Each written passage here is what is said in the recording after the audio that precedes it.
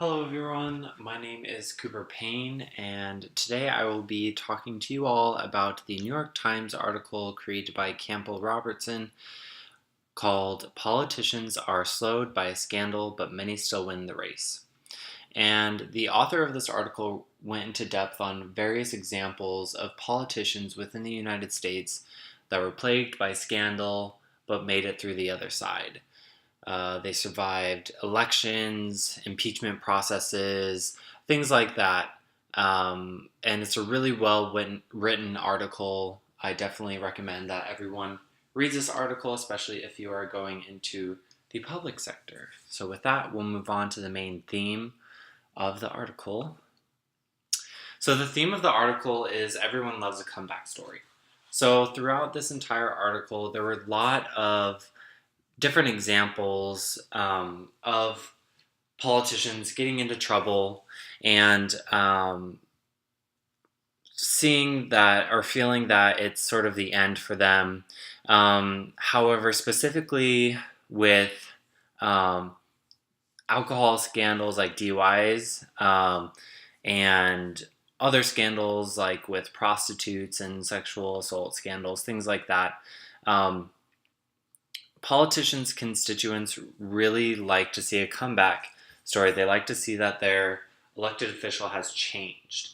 So in Beto O'Rourke's case, he was, I believe, convicted of a DUI when he was younger, and now he's running for president. So that really goes to show that constituents in America really do like to see that their candidate choice has changed and improved themselves. And I think that's really important to note, especially when we're going into election season. Where has your candidate gone, or where has your candidate been, rather, and where are they going? What have they done to improve themselves? So that was the theme of the article, and I thought that it was really important to share that with you all. So, Robertson's lessons. So, he had a couple of main points within his article. So, you know the old saying, when life gives you lemons, make lemonade. So, when life gives you a political sex scandal, there are basically four options. Running for a safe seat. So, within the article, he showed how senators or House representatives who are running for the same seat or an incumbent seat usually survived the election process, enraging your constituents. So kind of shifting the focus and blame to other areas to sort of distract your constituents from the main scandal. Also letting the clock tick. This is, so basically waiting it out is sometimes proven to be effective, but other times it's not. So within the article, he talked about how basically when political candidates wait on the scandal to sort of blow over, there's sort of two things that happen. So either someone else controls the story, or it simply just goes away. So that sort of ties in with the last lesson that was talked about, which said if you want to stay viable, stay visible.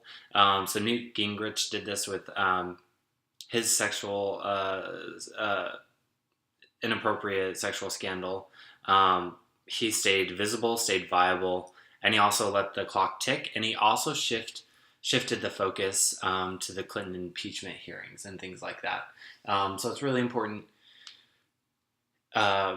in a political sex scandal to keep in mind these four key sort of lessons in order to stay alive. So the primary example of current day situation that I decided to talk about was the Donald Trump hush money. So a lot of you may know Donald Trump's lawyer and longtime fixer Michael Cohen presented evidence, I believe it was last week or 2 weeks ago, that there was payment to Stormy Daniels to keep their affair on lock. And the allegations have really been presented in the media multiple times, not just dating back to when Mr. Cohen released that information, but far before that.